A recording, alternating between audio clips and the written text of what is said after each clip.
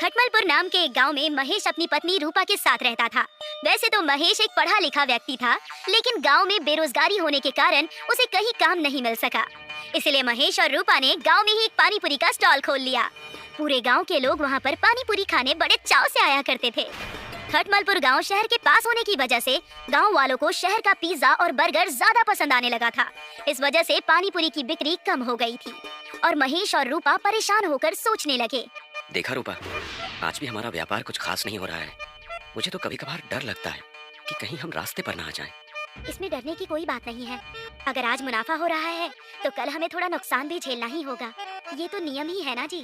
क्यों ना हम भी शहर के पिज्जा और बर्गर बनाकर बेचें? इससे हमारी आमदनी भी अच्छी होगी और हम कुछ नया भी कर लेंगे। महेश ने जब रूपा से दूसरे व्यापार की बात की तब रूपा गुस्से से बोली, हमें और कुछ नहीं करना चाहिए जी। पहले ही तुमने दूध का व्यापार करना शुरू किया था और वो ठप हो गया। हम कई सालों तक उसका कर्जा भरते रहे और अब कोई और तमाशा नहीं चाहिए मुझे। अच्छा ठीक है, जैसा तुम कहो। देखो ग्राहक आए हैं, इन्हें तुम पानी पूरी खिलाओ, मैं बाकी के सामान लेकर आता हूँ। गांव शहर के करीब होने के कारण गांव वाले शहर जाकर अपना मनपसंद व्यंजन खाकर आ जाते। इससे महेश की दुकान पर कोई नहीं आता। देखा रूपा, मैंने तुमसे कहा था हमें कुछ और करना चाहिए। देखो अब हमारी पानी पूरी नहीं बिक रही। इसका कोई उपाय हमें सोचना ही होगा। चलिए, आज ग्राहक ही नहीं है, हम आज जल्दी घर चले चलते हैं। महेश और रूपा दुकान बंद करके घर ही जा रहे थे कि बाजार में उन्होंने पिज्जा की दुकान देख ली। दुकान पर कोई नहीं था। ये देखकर दोनों पिज्जा की दुकान पर गए। पिज्जा की दुकान पर दीपक और उसकी पत्नी नीलम दुकान न चलने पर मच्छर मार रहे थे। ये देखकर महेश ने दीपक से कहा, क्या बात है दीपक भाई, अकेले बैठ? अरे महेश बाबू आइए, कैसी चल रही है आपकी पानी पूरी की दुकान? हमारा तो ठन ठन गोपाल है, अब तक सुबह से बोहनी भी नहीं हुई है। अरे भाई, हमारी दुकान भी नहीं चल रही थी, इसलिए हम बंद करके घर जा रहे हैं। महेश और रूपा दीपक से बातचीत करके अपने घर चले गए। दीपक के पिज्जा की दुकान की हालत देखकर महेश और परेशान हो गया। देखा तुमने भाग्यवान, कुछ नहीं चल रहा, न पिज्जा न पानी पूरी। अब हम क्या करेंगे, कैसे चलाएंगे अपना घर? मेरे पास एक तरकीब है, आप जाकर दीपक जी से पिज्जा खरीद लाइए। हमारे पास ढेर सारा पानी पूरी का सामान बचा हुआ है, उनसे सस्ते में खरीद कर हम पिज्जा पानी पूरी बनाकर बेचेंगे। ये जरूर गांव में किसी ने नहीं खाया होगा। पिज्जा पानी पूरी, ये कैसे होगा? पिज्जा पानी पूरी जी, हम अपनी पानी पूरी में पिज्जा के फ्लेवर और उसके मसाले डालकर बेचेंगे। आप देखिएगा, हमारी दुकान जरूर चलने लगेगी। चलनी ही चाहिए, वरना मायके गए हुए भी तुम्हें बहुत दिन हो गए हैं। महेश रूपा की बातें सुनकर दीपक की दुकान से जाकर सारा पिज्जा और उसका सामान खरीद लाता है और रूपा के कहे अनुसार पिज्जा पानी पूरी बनाने की तैयारी करने लगता है। देखते ही देखते शाम हो जाती है। पिज्जा पानी पूरी बनकर तैयार हो जाती है।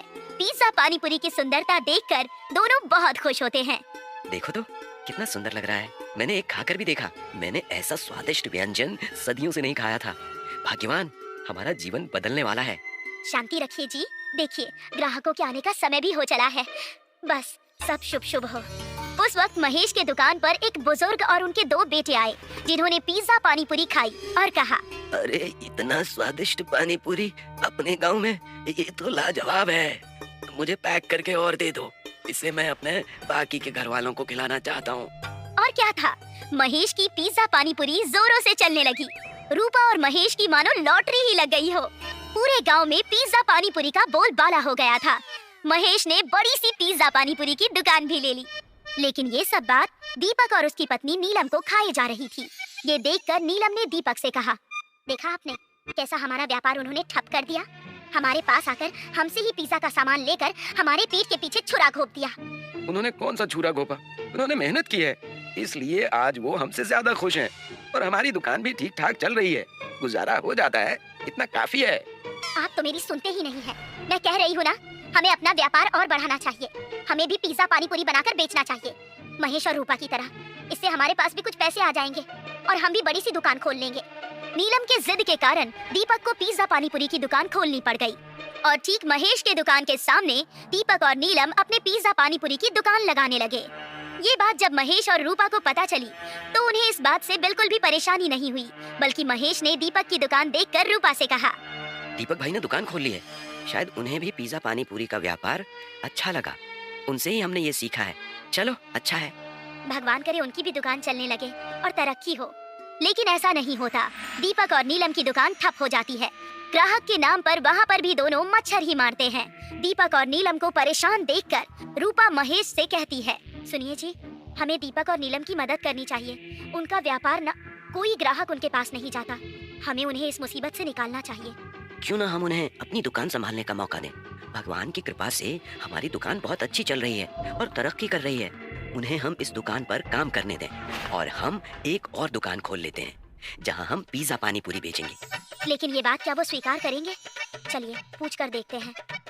महेश और रूपा दोनों दीपक की दुकान पर उसे निराश देखकर अपनी सारी बातें बताते हैं और दीपक और नीलम से उनका जवाब पूछते हैं। मुझे और नीलम को ये बात स्वीकार है। हम आप सबसे जरूर जुड़ना चाहेंगे। आपने हमारी इस मुश्किल घड़ी में मदद की, ये एहसान मैं जिंदगी भर नहीं भूलूंगा। शुक्रिया रूपा और महेश जी, हम आपकी दुकान खूब अच्छे से चलाएंगे। ठीक वैसा ही हुआ।